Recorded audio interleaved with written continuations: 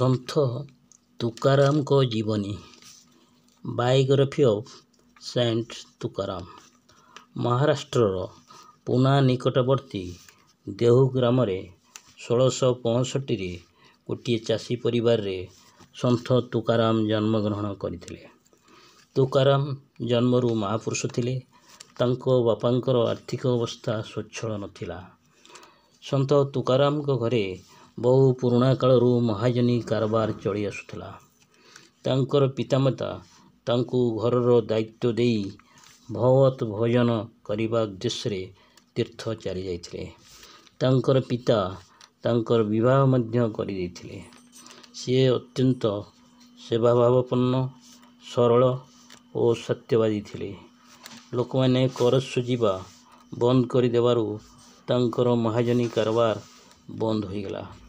କିନ୍ତୁ ତାଙ୍କ ଉପରେ ପତ୍ନୀ, ଭାଇ, ଭଉଣୀ ଇତ୍ୟାଦିଙ୍କର ଜୀବନ ନିର୍ବାହ ଦାୟିତ୍ୱ ନ୍ୟସ୍ତ ଥିବାରୁ ତେଜରାତି ଦୋକାନଟିଏ ଖୋଲିଲେ। ସେ ମିଛ କହୁନଥିଲେ, ଠକୁନଥିଲେ। ସ୍ୱାର୍ଥପର ଲୋକମାନେ ତାଙ୍କୁ ଧୋକା ଦେଲେ। ଠକିବାରୁ ଦୋକାନର କ୍ଷତି ହେଲା ଏବଂ ତାଙ୍କର ଆର୍ଥିକ ଅବସ୍ଥାର ପତନ ଘଟିଲା। ଥରେ ଦୁର୍ଭିକ୍ଷ ପଡ଼ିଲା। ଘରେ କିଛି ଖାଇବାକୁ ନଥିଲା। କାହା ଘରକୁ ଗଲେ କେହି କିଛି ଦେଉନଥିଲେ। ଘର ଲୋକ ଭୋକରେ ରହିଲେ। ତୁକାରାମ ଅଧିକ ପରିଶ୍ରମ କଲେ ବି ପେଟ ପୂରିଲା ନାହିଁ। ଗୃହପାଳିତ ପଶୁ, ପ୍ରଥମ ସ୍ତ୍ରୀ ଏବଂ ପିଲାମାନେ ଖାଇବାକୁ ନ ପାଇ ମରିଗଲେ। ଏ ପ୍ରକାର କଷ୍ଟ ସହି ତାଙ୍କ ମନରେ ବୈରାଗ୍ୟ ଆସିଲା।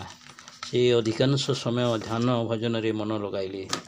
ତାଙ୍କର ଦ୍ୱିତୀୟ ପତ୍ନୀ ଜିଜାବାଇ ଥିଲେ କଜିଆଖୋରଣୀ, ମୁଖରା। ଏହାଦ୍ୱାରା ତାଙ୍କର ଘରେ ରହିବା ବହୁତ କଷ୍ଟକର ହୋଇପଡ଼ିଲା। ସେ ଭୀମନାଥ ପର୍ବତ ଉପରକୁ ଯାଇ 15 ଦିନ ପର୍ଯ୍ୟନ୍ତ ଭଗବାନଙ୍କର ଧ୍ୟାନ କଲେ। ଗାଁରେ ଲୋକମାନଙ୍କୁ ଏକଥା ଜଣାପଡ଼ିଲା। ଏକଥା ଶୁଣି ଜିଜାବାଇଙ୍କର ମନ ବହୁତ ଖରାପ ହେଲା। ତାଙ୍କର ସ୍ୱଭାବ ଥିଲା କଳିକଜିଆ କରିବା, କିନ୍ତୁ ସେ ଥିଲେ ପତିବ୍ରତା। ଜିଜାବାଇ ତୁକାରାମଙ୍କର ସାନଭାଇ ଜାହ୍ନବୀକୁ ପଠାଇ ତୁକାରାମଙ୍କୁ ବୁଝେଇ ସୁଝେଇ ଗୃହକୁ ଆଣିଲେ। ତୁକାରାମ ଘର ସଂସାର, ଝଗଡ଼ା ସବୁଦିନ ପାଇଁ ଦୂର କରିବାକୁ ବାପାଙ୍କ ସମୟର ସମସ୍ତ ଦସ୍ତାବିଜ, ଋଣପତ୍ର ନଦୀରେ ଭସାଇ ଦେବାକୁ ଗଲେ। ସେକଥା ଦେଖି ସାନଭାଇ କହିଲେ, ଆପଣ ତ ସାଧୁ ହୋଇଗଲେ, ମୋତେ ତ ପିଲାମାନଙ୍କୁ ପୋଷିବାକୁ ପଡ଼ିବ। ତୁକାରାମ କହିଲେ, ଠିକ୍ ଅଛି, ତୁ ଅଧା ଦସ୍ତାବିଜ ଏଥିରୁ ନେଇ ଘର ଚଳା। ଏହିପରି ଭାବେ ଜୀବନ ମାର୍ଗକୁ ସୁନିଶ୍ଚିତ କରି ତୁକାରାମ ନିଜକୁ ଆଧ୍ୟାତ୍ମିକ ମାର୍ଗରେ ଉପଯୁକ୍ତ କରିବା ପାଇଁ ସାଧନା କରିବାରେ ଲାଗିଲେ। ଅନାସକ୍ତ ଅବସ୍ଥାରେ ରହି କ୍ଷୁଧା, ତୃଷା, ନିଦ୍ରା ଓ ଆଳସ୍ୟକୁ ଜୟ କରିନେଲେ। ତାଙ୍କର ପ୍ରଥମ କାର୍ଯ୍ୟ ଥିଲା ବିଠଲଙ୍କ ମନ୍ଦିରର ଜୀର୍ଣ୍ଣୋଦ୍ଧାର। ସମସ୍ତଙ୍କ ଭିତରେ ଭଗବାନ ଅଛନ୍ତି, ଏହା ସନ୍ଥମାନଙ୍କର ବାଣୀ। ତୁକାରାମ ମନକୁ ବଶ କରିବା ପାଇଁ ବହୁ ଚେଷ୍ଟା କରିଥିଲେ। ତୁକାରାମ କହିଛନ୍ତି, ମନକୁ ପ୍ରସନ୍ନ କର। ଏହା ହେଉଛି ବନ୍ଧନ ତଥା ମୋକ୍ଷର କାରଣ ଏବଂ ସର୍ବସିଦ୍ଧିର ମୂଳ। ମନ ଉପରେ ଅଙ୍କୁଶ ରଖିବା ଦରକାର। ସେ ମନକୁ ବଶ କରିବାକୁ ଭଗବାନଙ୍କୁ ବାରମ୍ବାର ପ୍ରାର୍ଥନା କରୁଥିଲେ। ମନ ଘଡ଼ିଏ ବା ମୁହୂର୍ତ୍ତକ ପାଇଁ ସ୍ଥିର ହୋଇ ରହୁନାହିଁ। ଆଧ୍ୟାତ୍ମିକ ମାର୍ଗରେ ଧନ, ମାନ, କାମନା, ବାସନା ଏହି ତିନୋଟି ବଡ଼ ଖାଇ। ଏହି ତିନୋଟି ଖାଇକୁ ପାର ହୋଇଯାଉଥିବା ଲୋକମାନେ ଆଧ୍ୟାତ୍ମିକ ମାର୍ଗରେ ପହଞ୍ଚିବାର ସୌଭାଗ୍ୟ ଅର୍ଜନ କରନ୍ତି। ତୁକାରାମ କହିଛନ୍ତି, ଆଧ୍ୟାତ୍ମିକବାଦୀ ପୁରୁଷମାନେ ସ୍ତ୍ରୀ ଲୋକମାନଙ୍କ ସହିତ ବାସନାଯୁକ୍ତ ବାର୍ତ୍ତାଳାପ କରିବା ଠିକ୍ ନୁହେଁ। ଯେଉଁ ସାଧକଙ୍କଠାରେ ଏପରି ଦୃଢ଼ତା ରହିବ, ତାଙ୍କର ବୈରାଗ୍ୟ ତିଷ୍ଠି ରହିବ। ତୁକାରାମ ଥିଲେ ସରଳ ସ୍ୱଭାବର ବ୍ୟକ୍ତି। ତାଙ୍କର ସେବାଭାବ ଏବଂ ହୃଦୟରୁ ବାହାରୁଥିବା କୀର୍ତ୍ତନ ଶୁଣିବାକୁ ବହୁ ଲୋକ ଆସୁଥିଲେ ଏବଂ ତାଙ୍କୁ ସମ୍ମାନ କରୁଥିଲେ। ଅହଙ୍କାର ମନୁଷ୍ୟର ବହୁତ ବଡ଼ ଶତ୍ରୁ ଏବଂ ଅନେକ ଭଲ ଲୋକଙ୍କର ପତନର କାରଣ ହୋଇଥାଏ। ଯାହାର ଯେପରି ସ୍ୱଭାବ, ତାକୁ ସେପରି ବ୍ୟକ୍ତି ସହିତ ରହିବାକୁ ଭଲ ଲାଗେ।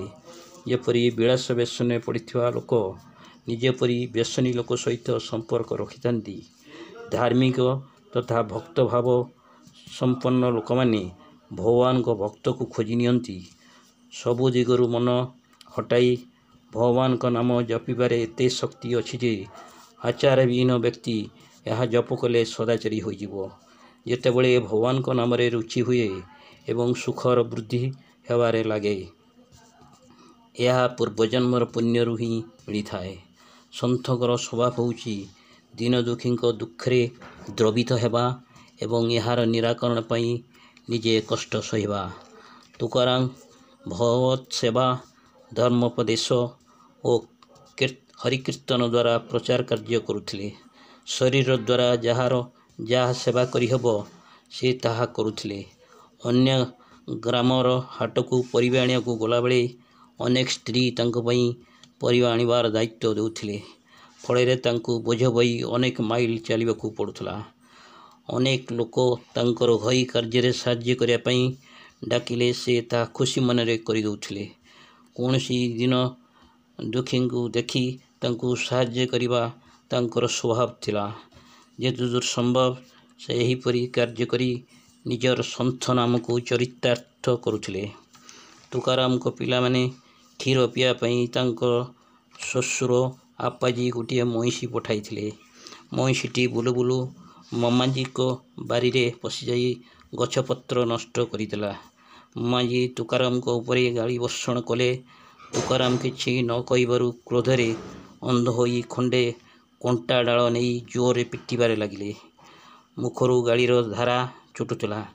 ବହୁତ ପିଟିବା ପରେ ତୁକାରାମ ଶାନ୍ତ ଥିଲେ। ସେଦିନ ମମ୍ମାଜୀ କୀର୍ତ୍ତନକୁ ନ ଆସିବାରୁ ତୁକାରାମ ନିଜେ ଡାକିବାକୁ ଯାଇ ନିଜର ସମସ୍ତ ଦୋଷ ସ୍ୱୀକାର କଲେ। ସେ କହିଲେ, ମଇଁଷି ଆପଣଙ୍କ ଗଛ ନଷ୍ଟ ନ କରିଥିଲେ ଆପଣ ଏତେ ରାଗିଥାନ୍ତେ କାହିଁକି? ମୋ ଯୋଗୁଁ ଆପଣଙ୍କ ହାତ ଓ ପାଟିକୁ କଷ୍ଟ ସ୍ୱୀକାର କରିବାକୁ ପଡ଼ିଥିବାରୁ ମୁଁ ଦୁଃଖିତ। ତୁକାରାମଙ୍କର ଏପରି ସାଧୁତା ଦେଖି ମମ୍ମାଜୀ ଲଜ୍ଜିତ ହେଲେ ଓ ତାଙ୍କ ସହିତ କୀର୍ତ୍ତନକୁ ଆସିଲେ। ତୁକାରାମ ପ୍ରଥମରୁ ହିଁ ପରୋପକାରୀ ଏବଂ ସେବା ମନୋଭାବାପନ୍ନ ପ୍ରକୃତିର ଥିଲେ। ରାସ୍ତାରେ ଯାଉଥିବା ସମୟରେ ମୁଣ୍ଡରେ ବୋଝ ଦେଖିଲେ କିଛି ସମୟ ପାଇଁ ସେ ତାକୁ ନିଜ ମୁଣ୍ଡ ଉପରକୁ ନେଇ ତାକୁ ବିଶ୍ରାମ ଦେଉଥିଲେ। ବର୍ଷାରେ କିଏ ଭିଜିଗଲେ ତାକୁ ପିନ୍ଧିବା ପାଇଁ, ଘୋଡ଼େଇ ହେବା ପାଇଁ ନିଜର ଲୁଗା ଦେଇ ଦେଉଥିଲେ। ସେ କେବେ କାହା ପ୍ରତି ହିଂସାଭାବ ପୋଷଣ କରୁନଥିଲେ। ସେ ଗୃହତ୍ୟାଗ କରିନଥିଲେ। ପତ୍ନୀ କଜିଆଖରଣୀ ହେଲେ ମଧ୍ୟ ସେ ଶେଷ ପର୍ଯ୍ୟନ୍ତ ପରିବାର ଲୋକଙ୍କର ପାଳନ କରୁଥିଲେ। ଭାରତର ସାଧକମାନଙ୍କର ବିଶ୍ୱାସ, ସଦ୍ଗୁରୁଙ୍କ ଆଶୀର୍ବାଦ ବିନା ଆଧ୍ୟାତ୍ମିକ ମାର୍ଗରେ କାହାରିକୁ ସଫଳତା ମିଳିପାରିବ ନାହିଁ। ଲୋକଙ୍କ ଭିତରେ ଭଗବାନ ରହିଛନ୍ତି, ଏହା ସନ୍ଥମାନଙ୍କର ବାଣୀ।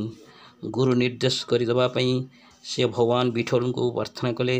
ଭଗବାନ ତାଙ୍କର ପ୍ରାର୍ଥନା ଶୁଣି ଜଣେ ପୁରାତନ ସନ୍ଥ ବାବାଜୀ ଚୈତନ୍ୟଙ୍କ ଦ୍ୱାରା ସ୍ୱପ୍ନରେ ତାଙ୍କୁ ମନ୍ତ୍ର ଦୀକ୍ଷା ଦେଲେ। ଗୁରୁ ତାଙ୍କୁ ରାମକୃଷ୍ଣ ହରି ମନ୍ତ୍ର ଦେଲେ। ତୁକାରାମ ବଡ଼ ଭକ୍ତ ଥିଲେ। ଭକ୍ତି ସଙ୍ଗୀତ ମାଧ୍ୟମରେ ଭକ୍ତିର ମନ୍ତ୍ର ପ୍ରଚାର କରିଥିଲେ। ସେ କହୁଥିଲେ, ମୋ ନିକଟକୁ ଆସ ଏବଂ ମୋ ସହିତ ପ୍ରଭୁଙ୍କ ନାମ ଗାନ କର। ମୁଁ ତୁମକୁ ପ୍ରଭୁଙ୍କ ନିକଟକୁ ନେଇଯିବି। ସେ ଭଗବାନଙ୍କ ନାମକୁ ଦ୍ୱାର ଦ୍ୱାର ବୁଲି ପ୍ରଚାର କରୁଥିଲେ।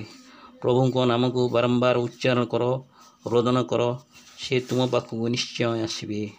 ଶିବାଜୀଙ୍କ ସହିତ ସାକ୍ଷାତରେ ସେ ପ୍ରଭୁଙ୍କ ନାମ ଜପ କରିବାକୁ କହିଥିଲେ ଓ ଧର୍ମତତ୍ତ୍ୱ ଉପଦେଶ ଦେଇଥିଲେ।